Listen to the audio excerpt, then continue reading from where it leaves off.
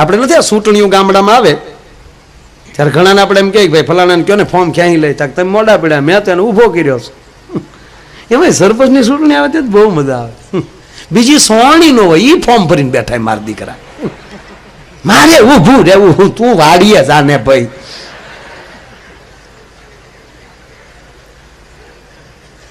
સાહેબ એકાદી વાત આવે એટલે કહો આપ બેઠા હોય એટલે બહુ ચૂંટણીનું કહેવાય નહીં માર એક જણો અપક્ષમાં ઉભો રહ્યો વિધાનસભા અને ભાષણ કરવાની ઉપડેલી ભાઈઓ તથા બહેનો તમારા ગામના જે કાંઈ પ્રશ્નો હોય એ કયો એક જણો ઉભો થઈને કે તમારા બાપાના દાઢીના 2 રૂપિયા બાકી છે ભાઈ પણ આને તો બોલવાની ઉપડેલી ઈ 2 નંબરની વાત છે ઈ ગ્રાન્ટ આવ્યા પછી જોઈ લેજો જે કાંઈ પ્રશ્નો એકવાર તમે મને જીતાડી ગયો પછી જોઈ લો તમારા ગામમાં કેવી જમાવટ કરવી એકવાર તમે મને જીતાડો બાદ તમારું કામ તમે કરો મારું કામ હું કરીશ છતાં જે કાંઈ પ્રશ્ન હોય ગયો એક દાદા ઉભા થઈને કે ગામમાં શમશાન નથી ભાઈ હા નાને બોલવાની ઉપડેલી એકવાર તમે મને જીતાડો ઘરે ઘરે જો મહાન નો બનાવી દો તો ગુગલું નહીં ગામે મત નો દીધા ને માર્યો ડોહો કે તું તો ગળતો જ નહીં અમારા ગામમાં જણજણાટી બોલાવી દીધી નવા નવા ટીવી આવ્યા ને તે બાઈઓ લાજ કાઢીને ટીવી જોઈ ગયું બોલો આપણે કે લાજ કેમ કાઢી કે તાર ભાઈથી મોટી ઉંમરના છે આપણે થોડું ઉગાડા મોટે બે હાય આવી તો મર્યાદા રાખતા એમ ભાઈઓ ને આપણે ભાભલા ક્યાંય નબળા નહોતા તાજા તાજા નવા નવા ફ્રીજ આવ્યા તો ઘણા ઉપલા ખાના ખોલીને માલિકો માથા ભરાઈને ઉભા રહેતા હતા પાયરે ટાઢવો કોઈ કીધું સો ખોટ કરજો ને કે ટૂટિયા વાળીને હુહે ડોહા આડું પાડી બકરીનું બચ્ચું જંગલમાં ફરવા ગયા બકરીનું બચ્ચું એમાં આમ જાતા હતા એમાં એક નદી હતી નદી ઉપર મોટું ઝાડ આમ પડી ગયેલું એનું મોટું થળિયું એટલે એ પુલ થઈ ગયેલો એ થળિયા ઉપર બકરી હાલી જાય ને બકરીનું બચ્ચું વાહે વાહે હળું આમ ખરિયું ઠેરાવતા હાલ્યા છે એમાં હામેલી હાવજ આવ્યું સિંહ હાવજે જ આમ ડણક મારી એટલે બકરીના ટાટિયા મળ્યા ટેટ થવા એટલે બકરીને બચાવી પૂછ્યું કે મમ્મી કેમ ધ્રુજે છો એકચ્યુઅલી ઇંગ્લિશ મીડિયમ ભણેલું હતું એટલે બકરીએ કીધું કે બેટા તું તો વેકેશન હતું એટલે આવ્યો તને શું ખબર હોય અત્યારે વેકેશન ચાલુ રહ્યું ને આ હાવજ આવ્યો ને આગળ આપણે ખાઈ જાય આને આમ ન હલાય આ તો ભૂલ પડી ગઈ એટલે બકરીને બચાવી કીધું મમ્મી તો તને ખબર ન હોય એકચ્યુઅલી આ 2017 ચાલે એમાં ડરવાનું હોય મને આગળ આવવા દે એટલે આમ બકરીના પગ પહેલી લીપાતું બકરીનું બચ્ચું આગળ આવ્યું એણે હાવજને કીધું કેમ છો અંકલ હાવ આર યુ એટલે કેમ છો અંકલ હવે હાવજને બકરીનું બચ્ચું એમ કે કેમ છો હાવજ ઢીલો પડી ગયો કે આને મારા દીકરાને ગમે એનો મોટાનો ટેકો હોવો જોઈએ નકર કાંઈ બકરીને બસવું એમ કે કેમ છો એમ એટલે હાવજ ઢીલો પડી ગયો મજામાં બેટા ઓલરાઈટ છો ઓલરાઈટ છો કે હા ઓલરાઈટ છું બેટા શું તું બેટા ફરવા નીકળ્યો કે હા હું વેકેશનમાં હમણાં ઘરે હતો મારી મમ્મી કે ચાલ ને બેટા કે જંગલમાં ફરવા જાય તો કુણા પાંદડા ખાવા નીકળ્યા અમે કશો વાંધો નહીં બેટા આનંદ કરો એમ કરીને બકરીને કીધું કેમ છો ભાભી મજામાં બકરી બઠિયા કાન કરી ગઈ તારી ભલી થાય મજામાં હો ભાઈ મજામાં શું કરે મારો ભાઈ તાકી તો જો કે હોય ને ભાઈ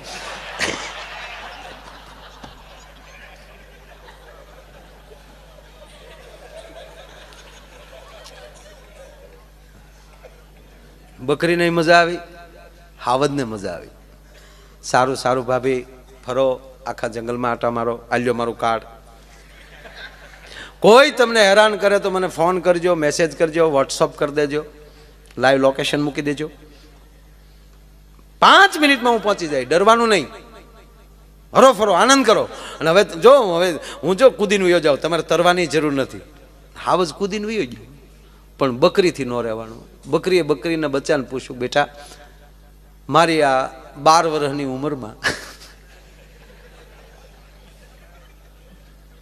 આમ તો 15 થઈ ગયા આ મારી એટલા વર્ષની ઉંમરમાં કોઈ દી હાવજને આવી પરિસ્થિતિમાં મેં જોયો નથી. અને આનું ઘટનાનું કારણ શું? કારણ કે મમ્મી તને ખબર નહીં હોય, ગઈકાલના સમાચારમાં ચૂંટણી જાહેર થઈ ગઈ છે અને આ તારો બાપ ફોર્મ ભરવાનો છે, એટલે એ વિવેકી છે.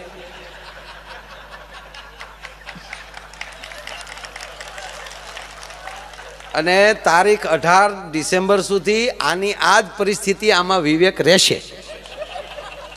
પણ 18 પછી હામી મળતી નહીં, નકર આનો આ તારો બાપ ખર્યું હોતી તને ખાઈ જાહે.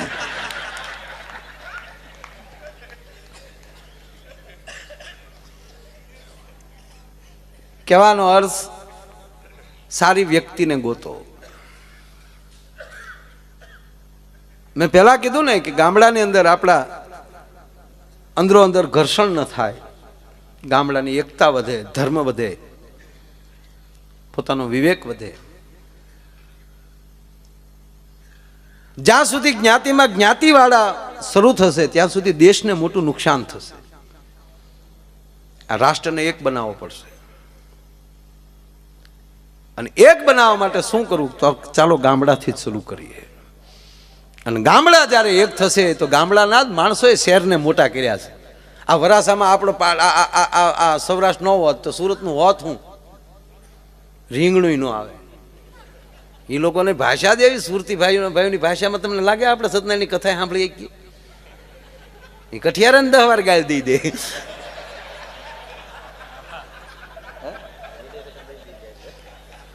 એમને આ સુરત અવડો મોટો જિલ્લો છે તો આકાશવાણી અમથું નહીં બનાવ્યું હોય? આકાશવાણી બન્યું જ નથી. શું કામ? સમાચારમાં 15 ગાળ આવે. આપણી ભાષા આવી છે, આપણો વિવેક એવો છે.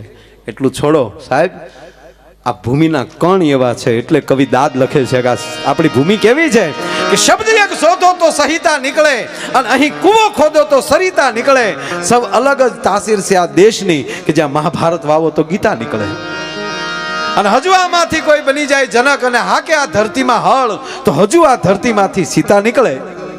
અને ધબકે છે હજુ લક્ષ્મણની રેખા, રાવણ જેવાય હજી બીતા બીતા નીકળે. આ ભૂમિની તાકાત એવી છે, તાસીર એવી છે.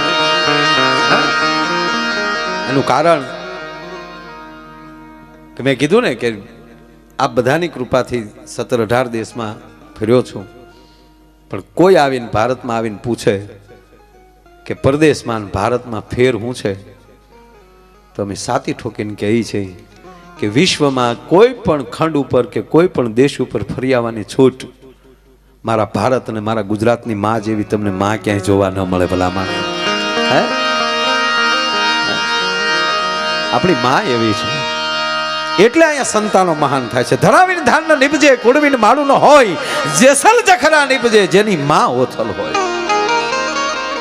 આ ધરતીનો એક પણ સમાજ એવો નથી સાહેબ કે સમાજનો એક પાયાનો પથ્થર ઊંચો કરો ને ઇતિહાસનું પાનું ન નીકળે, એવો એક પણ સમાજ નથી સાહેબ. 18 વરણ આઈનો એવો છે, કારણ એની માં, આપણે આ દેશની માં એવી છે.